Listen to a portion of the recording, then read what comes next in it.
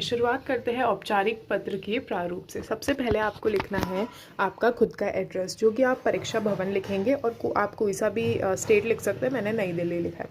उसके बाद में आप जिस दिन पेपर है उस दिन की दिनांक लिखेंगे। मैंने यहाँ आज 28 फरवरी है इसलिए वो लिखा है।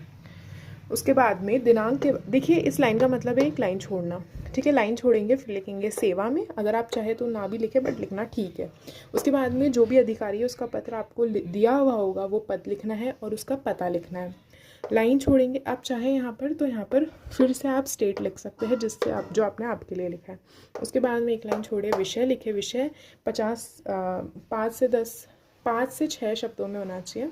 उसके बाद में महोदया लाइन छोड़ने के बाद उसके बाद में आपको आपकी शुरू करनी है बॉडी लेटर की। तो आप शुरुआत कर सकते हैं। स्वनीय निवेदन है कि यह है कि फिर आपको क्वेश्चन में दिया गया होगा सेम टू सेम उसको छापना है।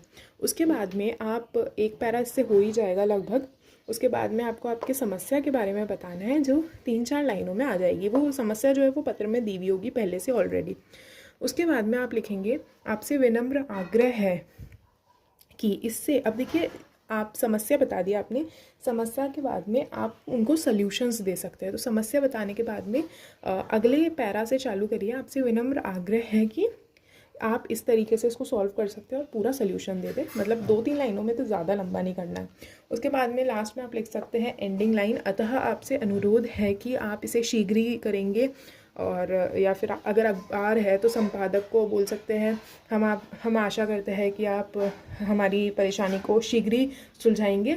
और ये सब आप लिख सकते हैं। ये हमारी बॉडी हो जाएगी। कम से कम 2 पैरा तो लिख ही देना, मतलब आ जाएगा इतने में। आपको लाइंस दी हुई है और क्वेश्चन में से छापना है बस। उसके बाद में धन्यवाद, यहाँ पर आप भवदिया लिख दे या प्रार्थी या जो भी आपको सूटेबल लगे उस क्वेश्चन के अकॉर्डिंग। नाम दिया हुआ है तो नाम लिखे वरना कर दे।